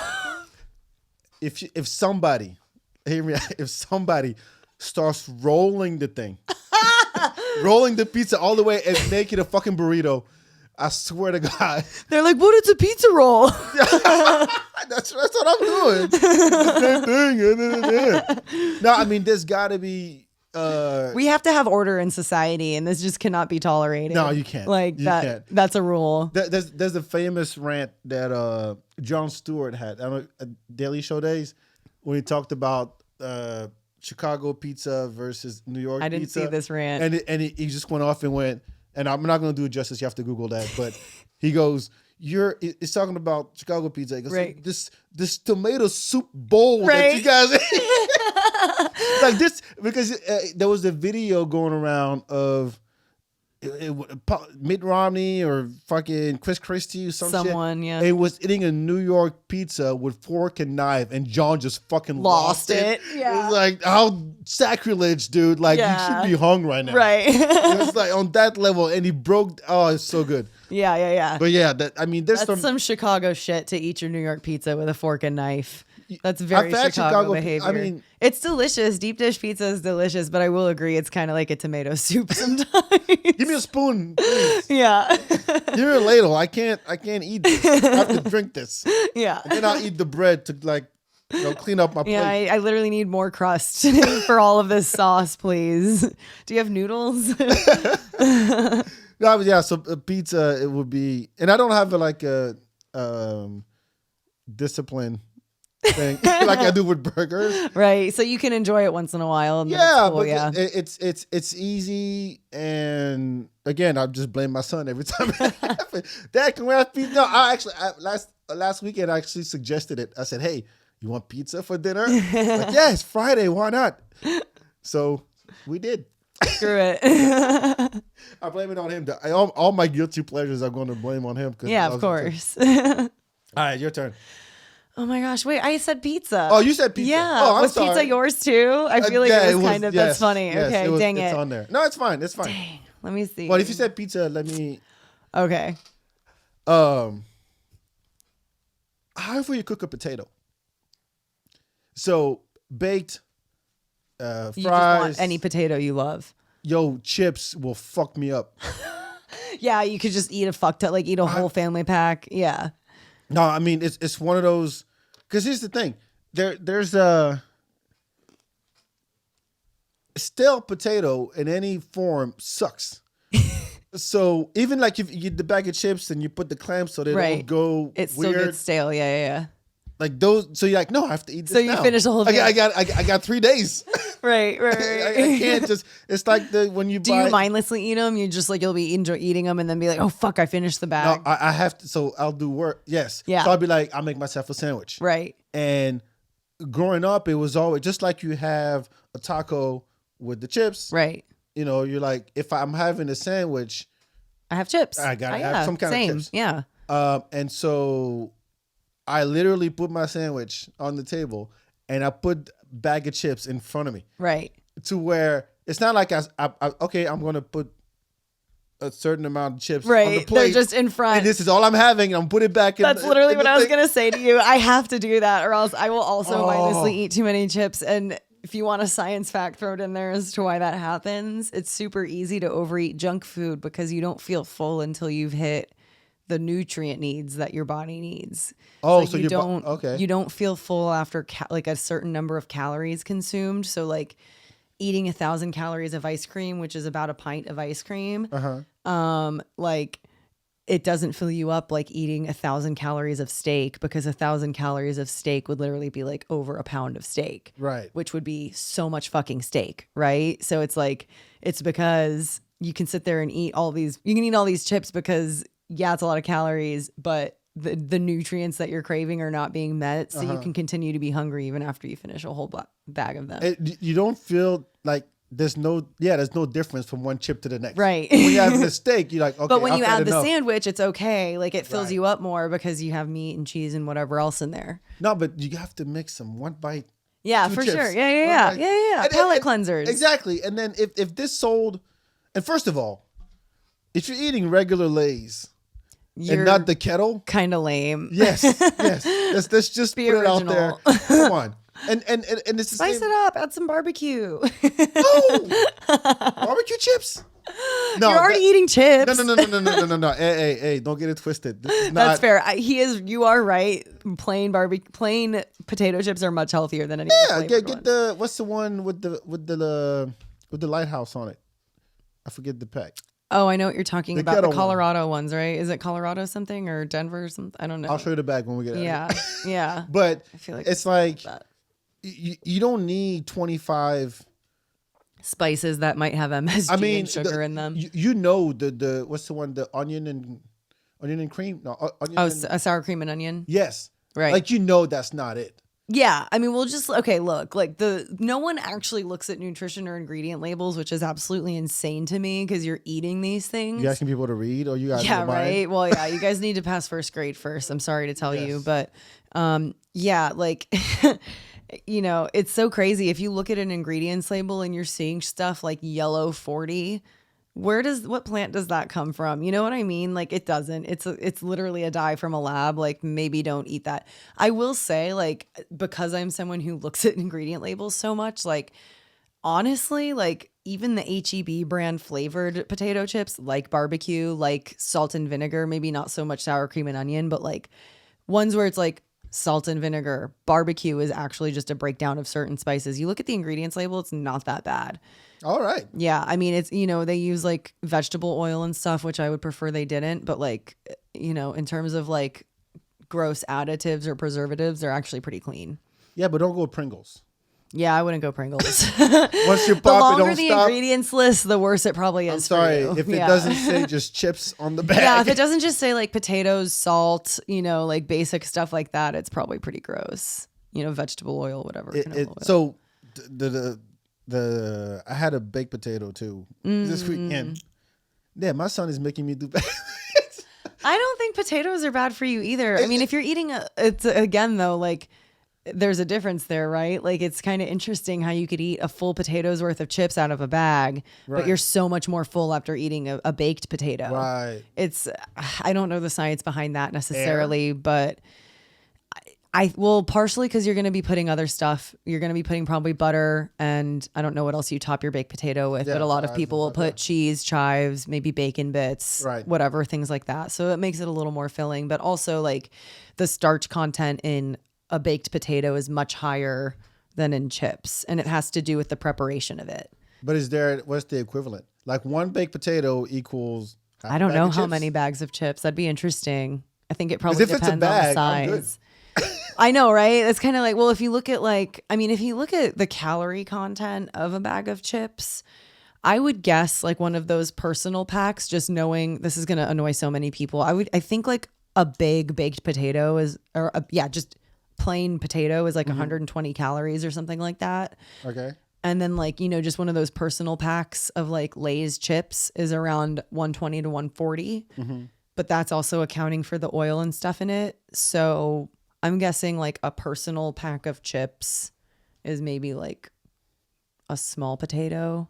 I'm going to ask ChatGPT. Yeah, let's see what ChatGPT says. How many potatoes in the bag of chips? In a bag of regular sized Lay's potato chips. Make it specific. Bag of regular sized Lay's potato chips. Take my ChatGPT coaching course. Mostly kidding. Lay's. Hit up Destiny Lane for that one. I just saw the ice cream picture again. I want it. Okay. On average, an estimated, it takes about 4 to 6 medium-sized potatoes to produce 8-ounce bag of potato chips. Okay. An 8-ounce bag or a 1-ounce bag? 8-ounce. 8-ounce bag. Let me just Google. I'm assuming that's just like a standard size, 8-ounce. Because they're not going to put on the bag of Lay's like it took this many potatoes to make this bag. Right. Which they should. Lay's and I think that's like the standard size. So that's how many servings. Okay, so it's 160 calories in one serving. And there's 8 servings. Yeah, so they're saying about half a potato is a serving. So you're eating like, that makes about sense. Yeah, you're eating about half a potato per serving. And it's 160 calories because there's the fat that it was cooked in. Oh, Lay's is number 1. Kettle Brand number 2. Cape Cod. I think it's Cape Cod. Cape Cod. Okay, I said Colorado. I feel like there's a Colorado. Why is Pringles here? Why is Oots? The fuck is Oots? Dude, Pringles is like coming up with such like cursed flavors too at this point. They're just trying to keep it fresh. I'm like, guys, can you calm down? Like, I mean, your shareholders don't need birthday cake flavored Pringles. I'm sorry. Like, is that a thing? No, I'm sure they would do it if people voted on it though. You know what I mean? One? Like, cum flavor. Yeah, I know. It's just earwax. So they go like fucking like the mystery flavor, like the jelly beans. If they were smart, they would make a weed one and call it a day. Call it what? And it'd be done. It'd just dominate the market. Just make a weed one. Yeah, man. I mean, I'm sure there's edibles that taste like Pringles at this point. Probably. But even with the fries, I mean, like, for example, so Five Guys. Yeah. Five Guys, that you can tell it's regular, like it's potato, it's cut and everything. Right. And those fuckers don't care to give you a bag. They wrap your burger in it. Yeah. And you just dump the fries in the bag. Oh, I love that. In the bag. I love There's a cup of fries. Hey, but it's fries everywhere. That's eco-friendly. I like that. But it's too much. It's too much. It's way too. I was gonna say I'll have to agree with you that fries are definitely up there, and I do eat those pretty regularly. Specifically, I usually get the chimichurri steak fries at the Creek and the Cave, which are I saw it. I saw you. You saw me smash that shit. I always finish that plate, and everyone always comments on it. And I'm like, yo, I'm eating all this. It's so good, but my God, they use so much fat. Like I'm sure it's just greasy as hell. Yeah. In They're France, so good though. There was one day per semester where we had burger and fries. It was like the special day. Oh my God. You don't understand. We dressed nice. Oh my God. Once a semester. And it was like, yo, tomorrow it's fries and burger day. Oh, really? Fuck yeah. And you were only allowed to go back for seconds once. Oh my God. So you could get 2 burgers though? No, not the burger. Just for fries. Just for the fries. Hilarious. Because they cooked it it was, again, it's France, so it's like all natural, Fresh fries. Yeah. But yo, that was a holiday for us. Oh, I bet. That was a fucking holiday. I remember, like, it's so weird. Like, I feel like we're in such a strange time right now. I feel like I watched, like, the school systems change growing up in the school system in America the time I did. Because I remember, like, in elementary school, it was like a special thing. We had like Pizza Friday, like once a month, where we could order pizza for lunch at school, and we were like all excited about it. And like, it wasn't as if the school lunches on the other days of the week were super healthy, but at least it was like, if it was chicken nuggets, at least they would still have like green beans and like, you know, corn or like some sort of vegetable attempt as other sides. Right. You know, like you could get pudding too, whatever, but like whatever. So they tried to be kind of healthy, but you would have Pizza Fridays like once a month, and it was like, yeah, we're excited. Same thing, right? And then like I get to middle school and it's pizza every Friday. And then I get to high school and we literally have a pizza, like we had like a fucking food court in my high school. It was one of those. It was around our high school, and it was like, it wasn't like some of these Dallas ones where they literally have KFC and Pizza Hut and all that stuff. But we literally, oh yeah, we literally at ours though, it wasn't like Pizza Hut, but it was some like, you know, brand that had deals with high schools that was like a third party pizza place that literally had its own little stand. So you could buy pizza every day. We had a Chick-fil-A stand where you could buy Chick-fil-A every day. And then there was like the school lunches where you could order a variety of other things. Like I think we had a sandwich spot too that was like basically was copying Subway. Yeah. But that you could get pizza or Chick-fil-A every single day. And I literally did that in a lot, like for 1 year in high school, I ate pizza almost every day for lunch. I was... That struck me. Isn't that crazy? Yeah, because I mean, our cafeteria from elementary, middle, and high school, like you don't get to choose. Yeah, it's just whatever is on the menu for that day, right? This is the menu for the week, and Yeah. you know, and there was no going outside to eat either. That was not a privilege. It's bring your lunch or get what's here. Yeah. Nobody brought their lunch. Yeah. So it was like, yeah, you pay. That's part of your tuition. Oh, okay. Yeah. Right. Actually, no, that's part of what you pay in Texas. Okay. Because Yeah, that's cool. school's free. Yeah. And so And the lunches are free too. yeah, exactly. Crazy. No shit. And then I come here and they go, oh no, you can pick. If you give kids a choice, Yeah, they're gonna eat. the fuck you. Even if you say, oh, we have green beans. Dude, the number of Donate kids. the green beans at this point. No kid, no 8-year-old is gonna go for green beans. Yeah, they're trying to steal a second ice cream. Are you kidding me? Like that's crazy. Really? And that's just don't give. Oh, that was the other thing. We basically had like, for lack of a better word, just like a little convenience store thing too, where you literally could get ice cream every day. You could get like certain yogurts and like other snacks if you just wanted something quick.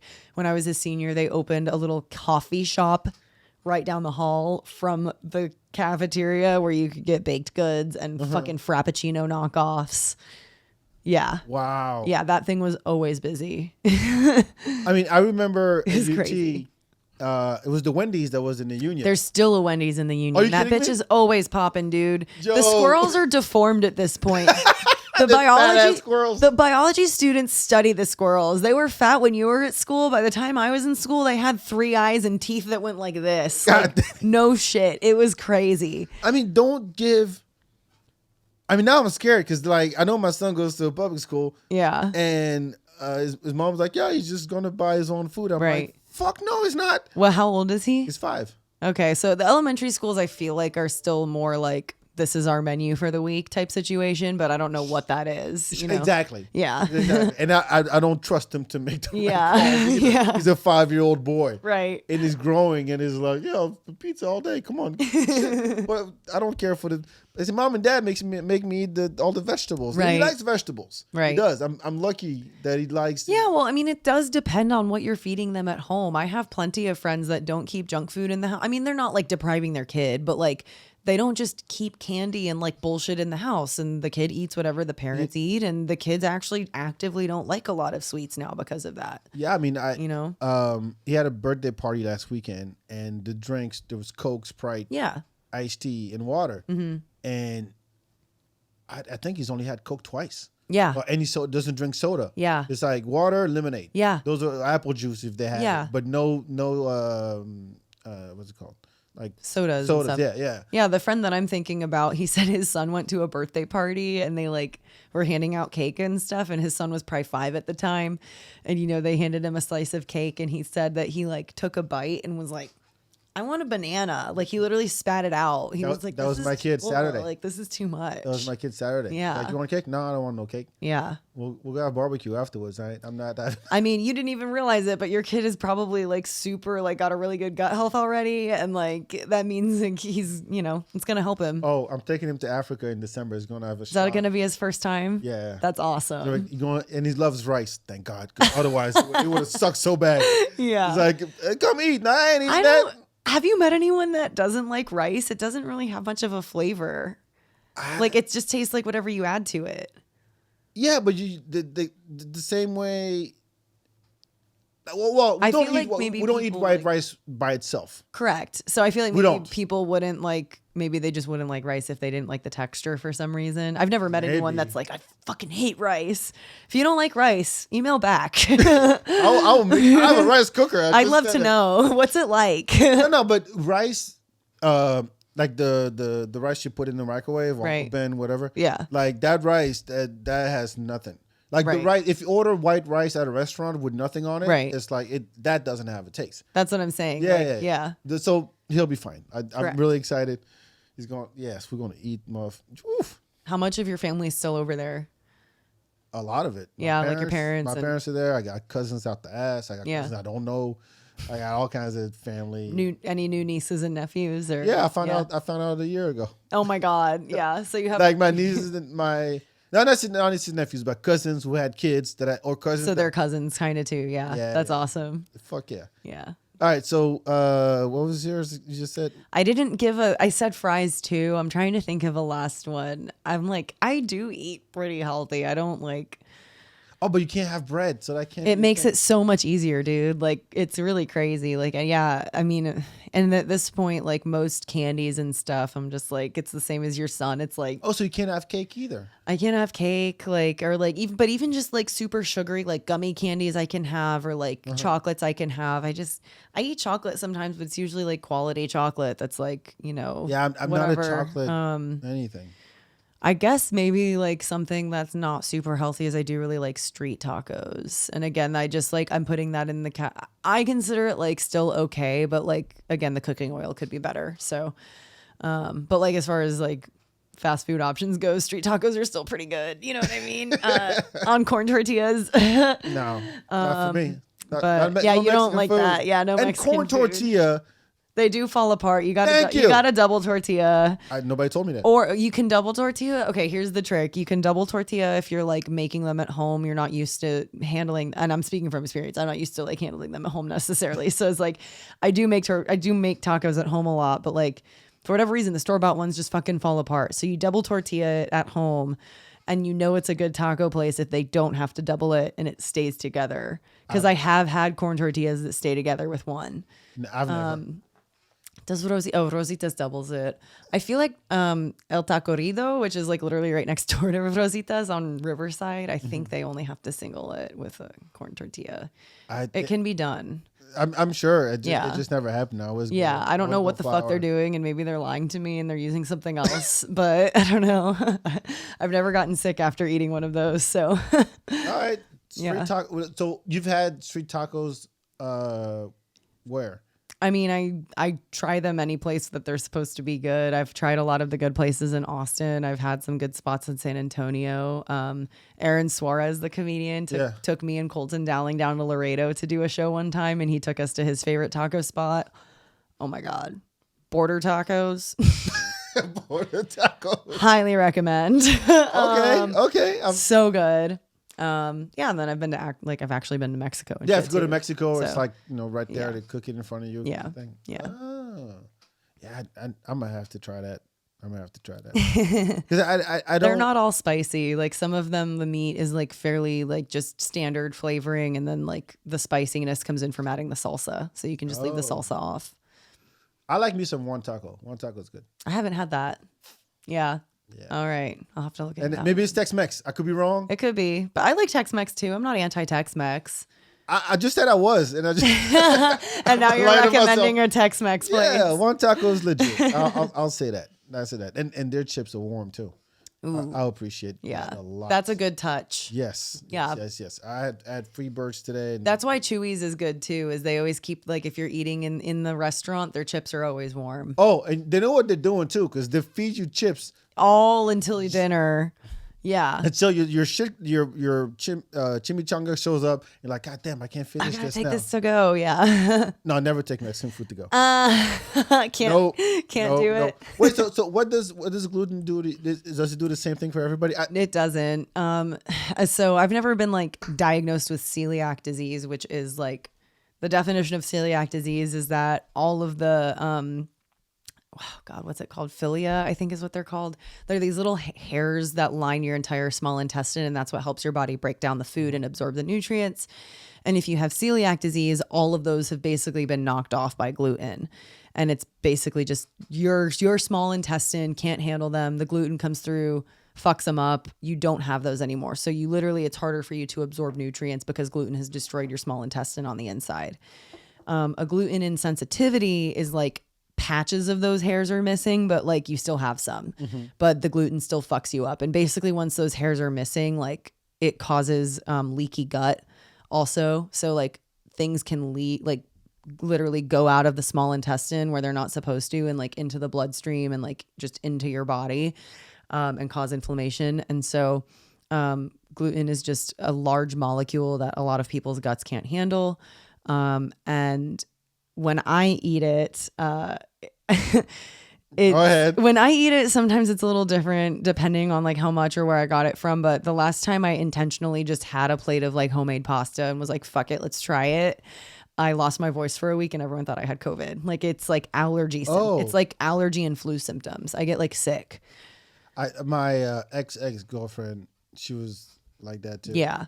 And like, I'd always forget. Well, and what's crazy is like, I never thought, like, obviously I was like, okay, yeah, you are what you eat or whatever. Like I told you in high school, it was like, eat whatever you want, work out, you're fine. So like, I always had such bad seasonal allergies to the point where I'd have to stay home from school sometimes, like all this stuff, but I was just eating whatever, including a shit ton of bread and drinking like a glass of milk every single night. If you're allergic to gluten, you're often allergic to a certain protein in dairy also. So it's like if you have a dairy, what a miserable life. So it's like, I'm sorry. Yeah, well, I'm actually good with dairy, but I didn't know, and also like if you are eating something that your body doesn't like, it starts to attack other things too. And that's what like autoimmune disease is. So literally like a lot of people who have autoimmune diseases will cut gluten, cut dairy, cut these highly inflammatory foods to cut out all of the other possible things making their body flare up. And oftentimes it actually like puts their autoimmunity under control. So yeah, it took a long time to figure out that gluten was the thing doing it. But basically the first time I cut gluten, my seasonal allergies went away, and that had never happened before. And like my acne went away, and I was like, what the fuck? And like, when you cut something like that out, with gluten, you're supposed to do it for 30 days and see what happens, because it takes that long to get it out of your system. And so you can either like add it back in after those 30 days just to test and see what happens, or just be like, yay, I'm good. So I tested and my allergies came right back and I broke out. And yeah, but I mean, the gut health can change. Gluten's never quite sat right with me, but like at one point I wasn't eating dairy. I wasn't eating any grains. I wasn't eating processed sugar. I wasn't eating eggs. Eggs were making me break out. Soy was making me break out. So like a bunch of stuff was fucking me up. I cut it all out. So I was eating like meat, veggies, fruit, pretty much. And that includes like potatoes and stuff. But yeah. And then I just slowly started adding things back in. I couldn't eat eggs for a while. It would always give me acne, but I eat them every day now and I'm fine. So it's like, sometimes you're like sensitive to something and you have to just cut it out for a certain amount of time. Let your gut calm down, reheal, let your immunity, like your immune system calm down. And then you can like add it back in and try it again. But sometimes it just never sits right with you. But it's a genetic thing, right? It can be, yeah. Or do you just wake up one day and then diarrhea? Allegedly, I mean, you have. You can get diarrhea from it for sure. Like that's a common symptom for a lot of people with it. Yeah.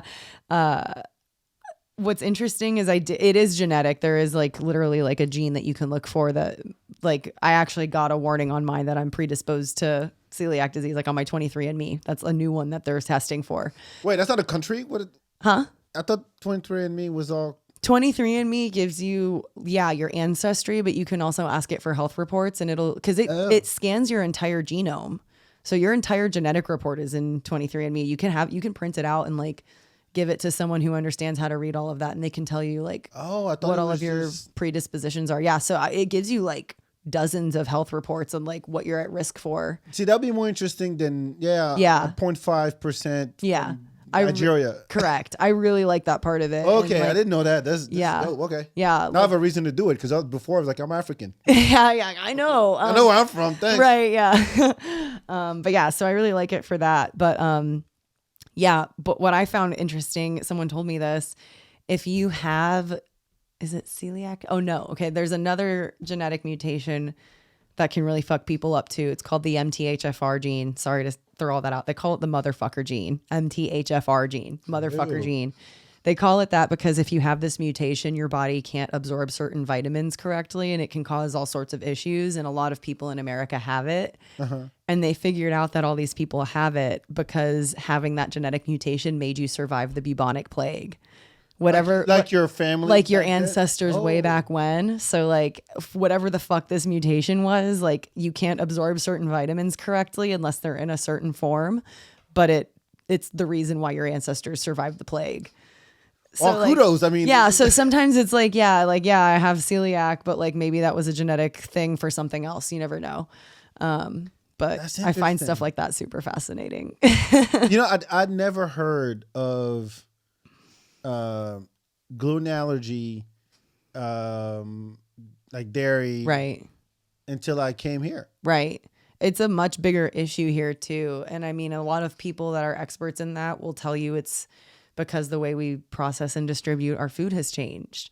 Wait, so is because of industrialization, a lot of people, food manufacturing, a lot of people think that. I mean, I think it's a combination of things. We've genetically mutated so much of our food, including wheat, including soy. All of it's GMO at this point in the States. And genetic modifications isn't bad. Like crossbreeding two plants to get a certain fruit is technically like is genetic mutation, and so like it's not always bad, but like, we've done so much to make our foods like resistant to bugs, to other pests, to make them survive and grow as big and be as like juicy as possible, that like it isn't the same plant as it was 50 years ago when no one had a gluten allergy. And a lot of these other countries haven't genetically modified them as much. Africa and Europe especially. They have regulations too. They have regulations. And I remember Italy specifically blocks most genetic modifications because they cite it as it would be damaging their tourism to change what is classically Italian about their plants. And the French probably do too. Exactly. I would not be surprised. And so, there's that. There's also the fact that we started putting everything in plastic. So now we're eating a credit card's worth of plastic a week, which is fucking up our hormones. Mm-hmm. There's all these other additives going into it. So I think our immune systems are just in hyperdrive, and we're not eating the same food we were 50 years ago. So you put those two things together, suddenly you have all these food allergies that shouldn't be happening because it's food that our bodies don't recognize, and we're already... Our immune system is already trying to fight off all these other toxins that we're consuming alongside it, that it just misfires and can literally create allergies. We are fucked. Yeah. Who was it?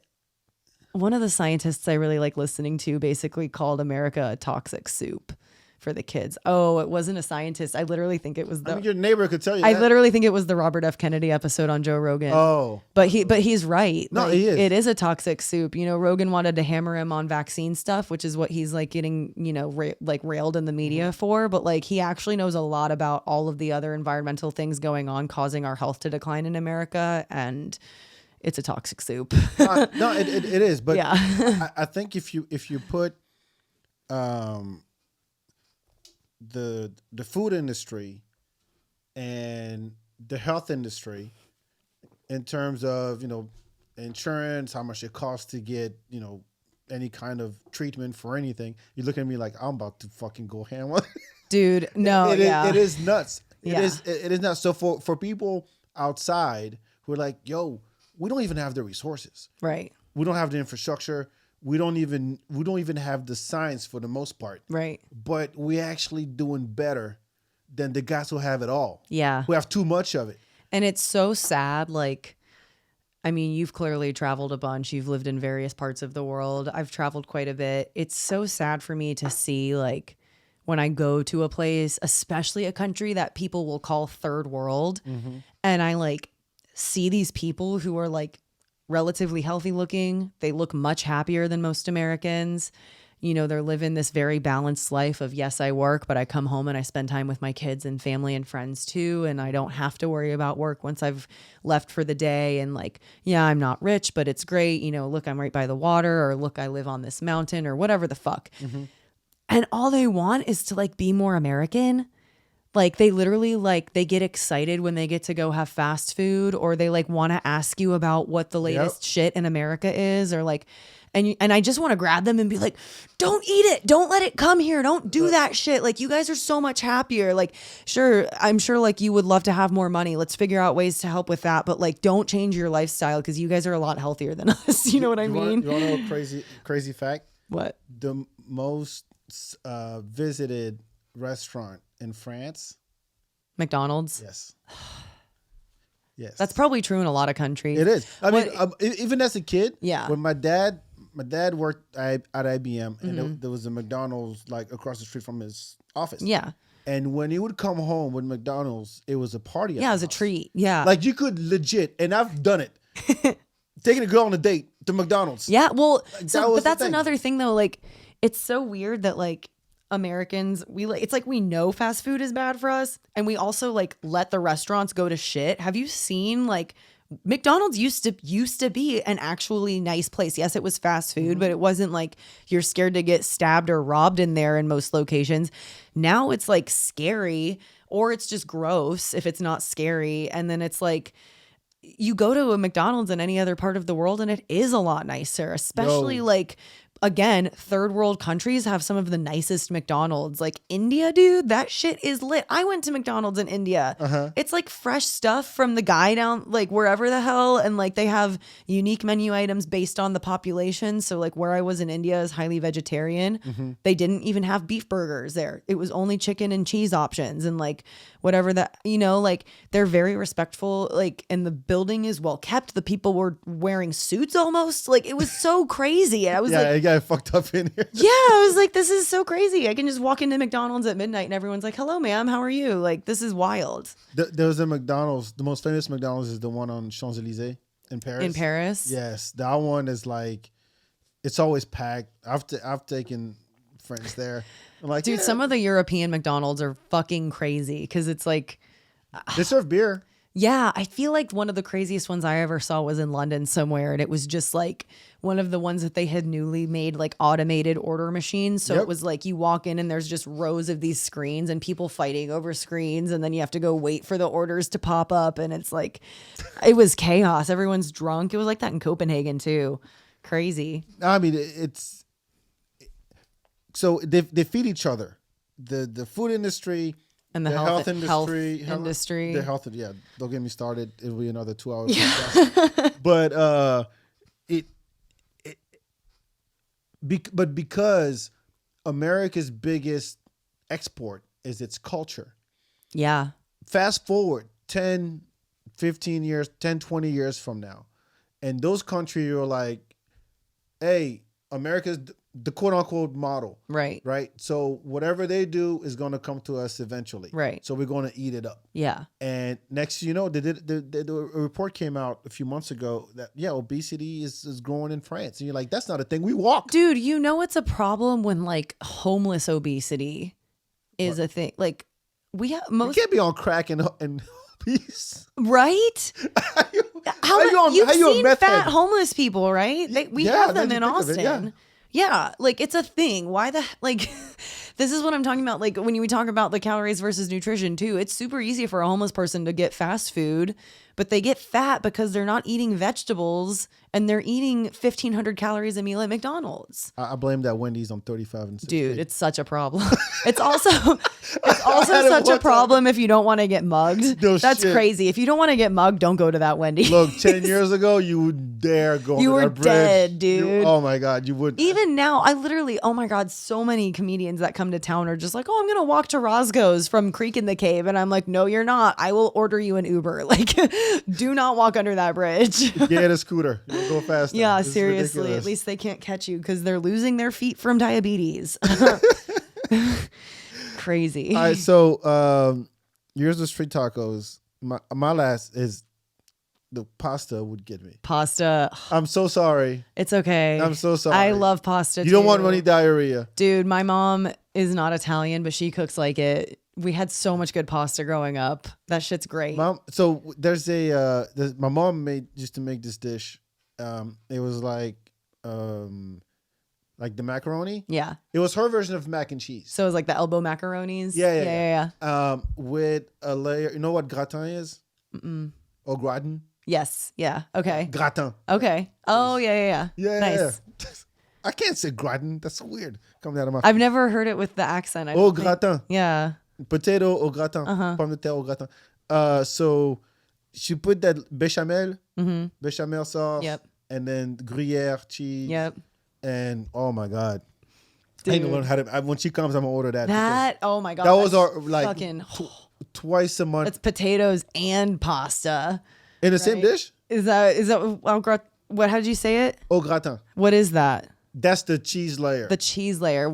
So potatoes, is that with the cheese? Yes, okay. exactly. I thought that was the style of cutting the potatoes. no. Okay. Au gratin means The type of cheese. the when it's like cheese. Got it. Yeah. Okay, so it's multiple cheese layers. Yes. So that one Damn. pasta, lasagna would fucking. Oh my God, my mom killed a lasagna too, but it was like actual like Italian lasagna. But that's one of her best Well, you dishes. can cheat and make a squash one. Well, oh no, they have gluten-free lasagna pasta now, and it actually is What's good. in it? It's actually good. It's They have legit? different ones. Yeah, they have different ones. The first one that I found was bougie as fuck. They literally used like almond flour, and that shit was so expensive. So like I rarely would get it. But now they have it with like I think I found a quinoa pasta one the other day, which is literally just ground up quinoa. This So is it's done in the gluten-free. lab somewhere in Pittsburgh. There's no. I don't, It's you not. know, It doesn't look natural. Sound natural to me. it doesn't, but I mean, they're all grains.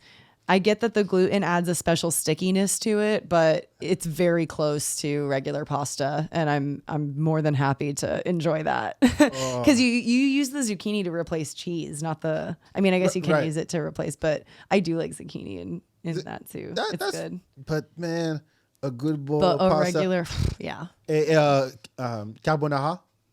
Carbonara. Oh yeah, that With the shit's egg on good. it. Yeah, I had that in New York. I had one in New York. Because there's a bunch of course, Italian restaurants. I was Right. in Midtown and a block down from my hotel. I'm like, yo, carbonara. Because my mom used to make it too. And I'm like, yo, go ahead with the bacon. And, Yeah. with the egg. Dude, yeah. I studied abroad in Florence, Italy. So like I got to go to like a lot of the different parts of Italy, and like I think pesto is from like Cinque Terre or something, which is like the little coastal cute cities on the west side. And so it was like we were there and my friend was like, pesto is from here. We were eating fucking pesto pasta on the water, and you go down to wherever the hell that's from. It was so good. You like get it where it's from. The crazy thing though, Venice, they're known for eating horse meat. That sounds great. I didn't actually try it because everyone was grossed out with me. I was like, I want to try it. What did But you everyone, try? I don't know. Everyone I was They're with not was like, eating, you are. I know, but they were like, please don't order that. I was like, You don't have to know. I know. I should have been like, it's beef. Yes. Yeah. It's just like chicken. Yeah. Probably. I would guess it's a red meat. Whatever. Like, Italians, tell us. no, I mean, it's one of those, like, if you put that in a bolognese. Oh, I bet that would be so good. Oh, man. A bolognese. My mom's going to get so mad at me for this if she watches this. She loves horses. She also was like, please don't eat that. Come on. I know. I need Just to go back. because I it's guess I got to cute. go back. There you go. Guess I got to go Just back. because it's cute doesn't mean it's not delicious. I know. Yeah, I've eaten too many delicious, cute things, including that deer I shot, bitch. I didn't go to McDonald's. Shot that deer dead. He fell right over. So here's the dish that my mom made on accident. We were on vacation in South Florida. On accident. Yes, Okay. yes. And she was like, she wanted to make bolognese. Like, there's a bolognese she makes. And we ran out, forgot to buy pasta. So she's like, I'm going to put rice in it. Oh, yeah. Great. So rice and Risotto, bolognese pretty sauce. much. Yeah. No, not risotto. I mean, it's different, but it would taste. The rice with the Baileys I was talking about earlier. Yes. Oh, that. Okay. So now when I make my bolognese, I make half pasta and half rice. I will admit, I have also like, because my mom's fucking spaghetti sauce is so good, I will make rice so I can eat like her spaghetti and meatball sauce. Yo, you haven't lived. Listen to me. Half and half. Half and half. I might need to try that. Yo, it is this is what I do. This is a trick to it. Okay. Because we half rice with the bay leaves, and then half pasta, regular pasta, like spaghetti pasta, right? And then you put the cheese on top of that, right? And then the sauce. Oh, melt the cheese in there. Yeah. So people, I'm always like, when I go to restaurants, I'm like, I'm gonna tell you ahead of time I want cheese. Put the cheese underneath. Yes. It's the whole point of eating the pasta, so you can go like this, and then it's just It strings up. Yes. Oh man, especially if they have like fresh shaved. It's like, oh, just shave it on there and then put the sauce. Look, yeah, you're right. That's a smart move. Look, ironically, the cheese I buy is the Mexican, the Mexican mixed cheese. Dude, you are acting like a worse colonizer than my ancestors on this episode. You're literally like, fuck Mexicans. I hate their food except for all of their dishes that I eat on an almost daily basis, apparently. Yo, it's the HEB brand too. I think it is. I'll show you. It says Mexican mix, and it has the cheddar and all the other stuff. And I'm putting that, so I will half and half layer of cheese, then the sauce, and I'll put it in the microwave on top of that too for 30 seconds. Just to get a little melt. Yeah. Fuck it. That sounds great. Man, I'm gonna have to try that. Guess what I'm making this week? Thanks, son. This is what hell yeah. I'm going to HEB tomorrow. Give me some of that Mexican cheese. Love it. Oh, but yeah, I mean, look, and the thing is, you can't have bread either. I can eat sourdough bread. Okay. And I can eat gluten-free bread. Sourdough bread is more fermented than regular bread, and it doesn't fuck with me for whatever reason. So what about a baguette? No. Not even, yeah, because it's all freaking. If it's like fermented, like I might be able to get away with like rye, like the ones that sourdough is like specific because they grow it with yeast, like live yeast, and the bacteria literally breaks down the gluten, and it like I can eat sourdough bread usually, and I'm fine. I'm not big on bread. I'm just talking about pasta, but you gotta have bread with pasta. Oh yeah, I do agree. Like you gotta dip that shit. Yes. Yeah. And so, the white bread. Not the white bread. The baguettes.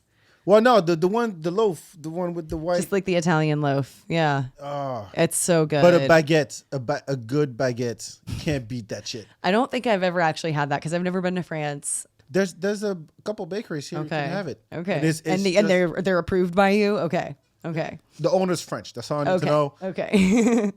the bakers are Mexicans, maybe. I don't care. But when I buy, they learned the French method. That's all that matters. Look, Mexicans can cook anything. Dude, that's true. Actually, of any race, you're probably right. They're the most. Yeah. When I was in New York, I went to this diner, and the menu was like 10 pages. It had everything from the spaghetti. They had meatloaf. They probably had Chinese food for no reason. Egg rolls, why not? And their dessert was an entire page. They had full-on flans and cakes and tart. And there's one Mexican in the kitchen. I'm my God. Yo, Julio, they said you doing all that. Seriously, dude. That's hilarious. They made it. I fuck with them. I forgot what I ordered. It was nothing. It wasn't like an egg, something simple. And it came out nice. So Mexicans, y'all can take over this kitchen shit. Yeah. But yeah, a nice, warm. Look, we used to do this thing growing up. You go to Paris, and you go out, and you get out the club. It's like 6 in the morning, right? It's classic. And then you go to bakeries, and you knock on the back door. For the leftovers from No, the fresh, because they're already making it. Okay, yeah, they're opening They've been for up the since next 4 in the day. morning. Yeah. Like, you got out the club, they started putting I did that bread in the oven. Yeah, I did that. And you knock on the back of the door, you go, hey, you got any of those baguettes? Like, they just came out. Like, yeah, we just made them. Slip them some cash. Hell yeah. Like, we were so, my allowance was, hey, back, go buy the bread. Go buy the baguette. Go to the bakery down the street, buy the baguette. Right. And that bitch was gone by the time I got home. Yeah. Like, half of it is gone. Yeah. That's how good that shit is. Right. And you're but here's like, it's always like you go to HEB and the bread aisle is like, I don't even know which one's supposed to be good. Is it the grains? Well, 12 grains, 15 I grains? buy my sourdough from the bakery section at HEB because they do make fresh bread in there. Well, I can't ask you because you gluten. Well, but you asked me. I was gonna say like sourdough bread. I do think is fairly good for you. I mean, in terms of bread bread. What about the grain ones? If you can, the grain ones. It's gonna get you like Ezekiel bread and shit like that. You're basically just. Ooh. It's called Ezekiel bread. Is like the name Ezekiel. Biblical. Yeah, like the name.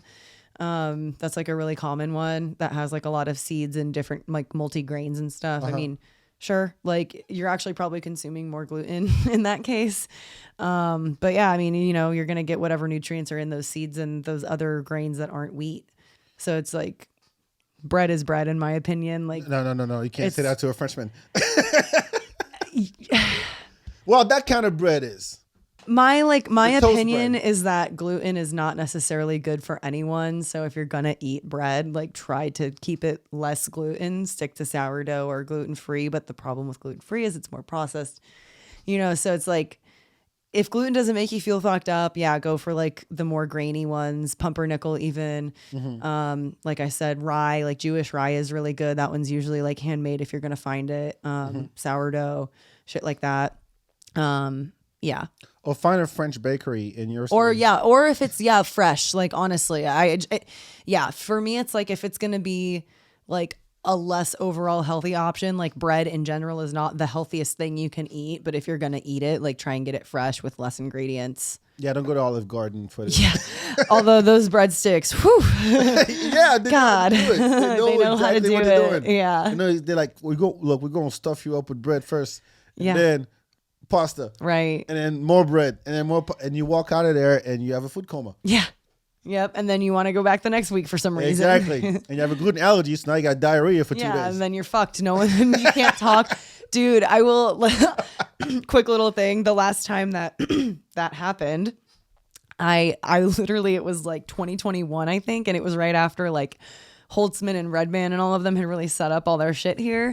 And Red Band literally texted me the day that I got my voice back after losing it for a week from being like sick from gluten. So I sounded like a fucking chain smoker. And like he texted me and was like, hey, can you do Holtzman's podcast today? And I was like, I sound so sick. And he was like, it's fine, like come up here. So like that's how I met Jason Rouse and like Brian Holtzman. I sounded like a chain smoker after getting over a gluten allergy for a week. And it was early 2021. So it was still, people were still really freaking out about COVID. And like I remember reading the comments on that podcast and people were like, that bitch has COVID for sure. I was like, I promise I ate pasta. Yeah, right. Nobody sounds like a dude. I know, it was so bad. You sounded like Vincent Price from the Thriller video. Precisely. Darkness falls across the land. All right, do you have a last one? That was it. We did like 4 or 5. No, this is good. I did 3. Okay. I said ice cream, pizza, and fries. And tacos. And tacos. That's right. Man, this is good. Hell yeah. I learned so much. Where can people find you? All that good stuff. Alli Wo, ALLIWO on Instagram, YouTube, Facebook. That's my website, alliwo.com. Yeah. All that shit. The Litty Titty Committee. Litty Titty Tuesdays. No, everyone calls it something different. Yes. Yeah. Litty Titty Tuesdays. It's a gong show at the Creek in the Cave. We do it on the 2nd and 4th Tuesdays of every month. It's a lot of fun. It's really fun. Yeah. I think Creek in the Cave has the rest of the dates for this year on their website. So just creekandcave.com. Litty Titty Tuesday, 8 p.m. We bring a different co-host every time. It's always fun. There you go. Yeah. And I love these kind of shows. I know. This is great. Because here's the thing. Like I try to have people on that, Well, that are interesting. This way, Oh my God. easy now. What I'm saying is, I truly believe that comics can have other interests and other things that they want to talk about. We should. But when you're just all about comedy and nothing else, it gets boring after a while. Actually, it gets boring. What do you right write away. jokes about? Yeah. Yeah, exactly. Like you had a life before that. Yeah. You have other things you're into. So that's what I want to get to.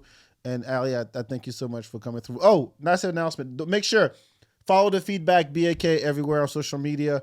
And follow Record Play Live on Instagram. Get your tickets for Record Play, the Producers Edition, Sunday, November 5th at the Pershing, 12 o'clock, brunch time.